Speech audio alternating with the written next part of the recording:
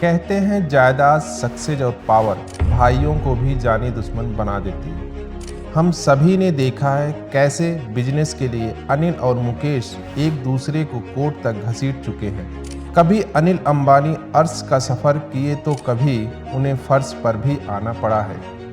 ये फ़र्क कैसे आया और अनिल अंबानी की नैया डुबाई किसने, आज इन सभी सवालों से पर्दा उठाते हैं।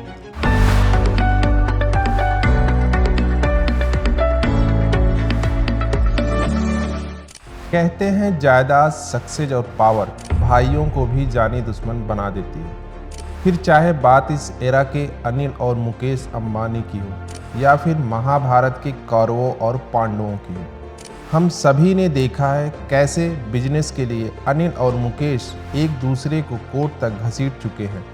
लेकिन फिर भी कई मौक़ों पर दोनों एक दूसरे की सराहना करते हुए नजर आए हैं।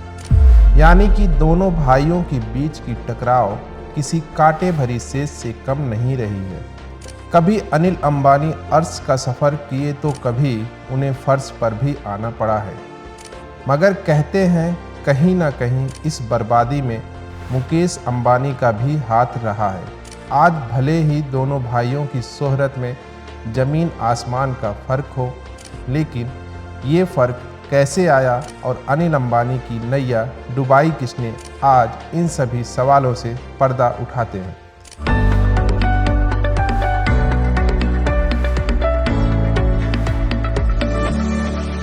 अंबानी परिवार के दो रईस राजकुमार मुकेश अंबानी और अनिल अंबानी का नाम देश का बच्चा बच्चा जानता है।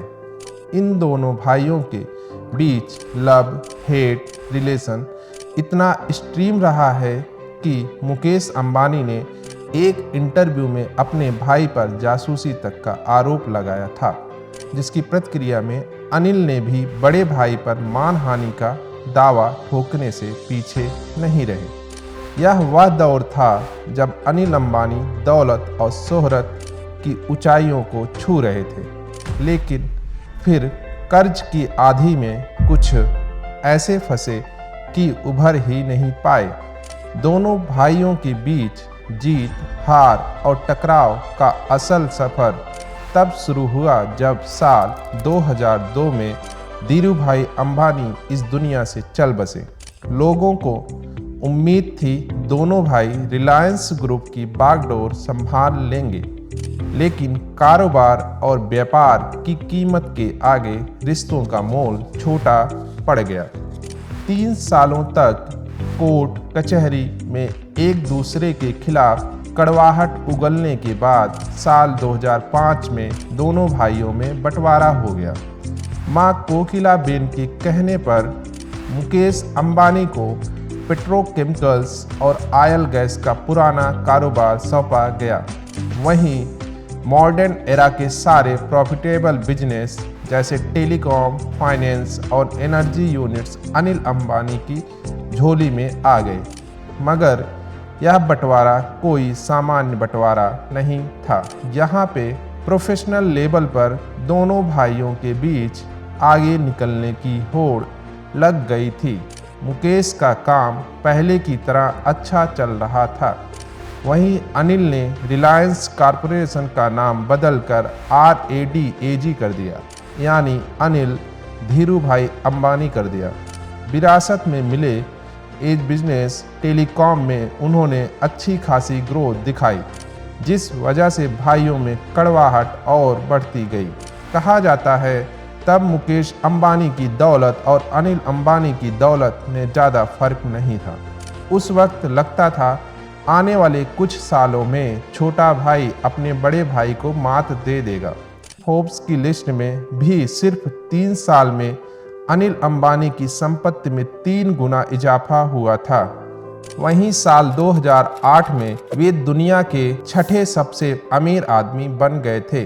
ऐसे में अंदाजा था कि टेलीकॉम, पावर और इंफ्रास्ट्रक्चर सेक्टर में वह सबसे बड़े खिलाड़ी बनने वाले हैं। लेकिन कहते हैं वक्त का पहिया घूमा और हालात बदल गए। दरअसल गलती ये हुई कि बिना स्ट्रिक्ट कैलकुलेशन के ही वह कारोबार को बढ़ाते चले गए और इसी वक्त आई वैश्विक मंदी, जिसकी वजह से अनिल अंबानी को कई अरब डॉलर की चपत झेलनी पड़ी। इस नुकसान के साथ कई और परेशानियां भी उनके दरवाजे पर आ गई, जैसे कि बंटवारे के समय करार था कि अनिल अंबानी की कंपनी को रिलायंस इंडस्ट्रीज से सस्ते दामों पर गैस मिलती रहेगी, लेकिन उनकी इस स्ट्रेटेजी को मुकेश अंबानी और केंद्र सरकार ने कोर्ट की मदद से नाकाम कर दिया। सुप्रीम कोर्ट ने साफ कह दिया था कि पेट्रोल नेचुरल रिसोर्सेस है, जिनकी कीमत तय करने का अधिकार सेंट्रल गवर्नमेंट को है। इस फैसले का अंजाम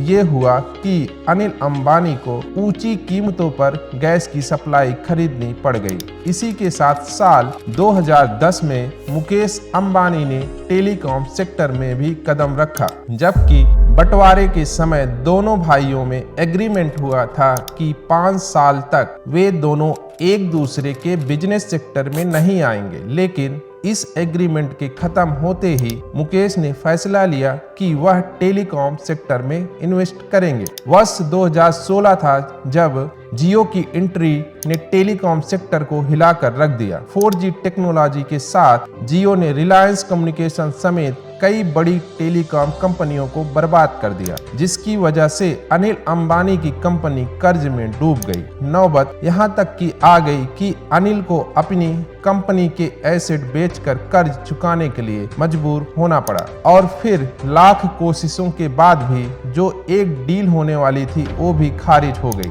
जिसका नतीजा ये हुआ कि 2019 आते आते अनिल अंबानी की हालत राजा भोज से गंगू तेली जैसी हो गई और अनिल अंबानी बैंक करप्ट हो गए। उस वक्त चाइनीज बैंक ने कर्ज ना चुकाने के लिए अनिल अंबानी को कोर्ट में घसीट दिया, जिसके बाद यूके कोर्ट में अनिल अंबानी ने खुद माना कि वे पूरी तरह कर्ज में डूब गए और उनकी company Reliance infrastructure, Reliance communications, Reliance Capitals के लिए जुलाई 2021 में उन्होंने रिलायंस कॉमर्शियल फाइनेंस को 1629 करोड़ में बेच दिया। इस कहानी के अंत में आते हैं तो देखा जाए कहीं न कहीं मुकेश अंबानी के वित्तीय फैसले अपने भाई के बर्बादी के लिए जिम्मेदार हैं। उम्मीद है आपको ये वीडियो पसंद आई होगी। मिलते हैं नेक्स्ट नए वीडियो में।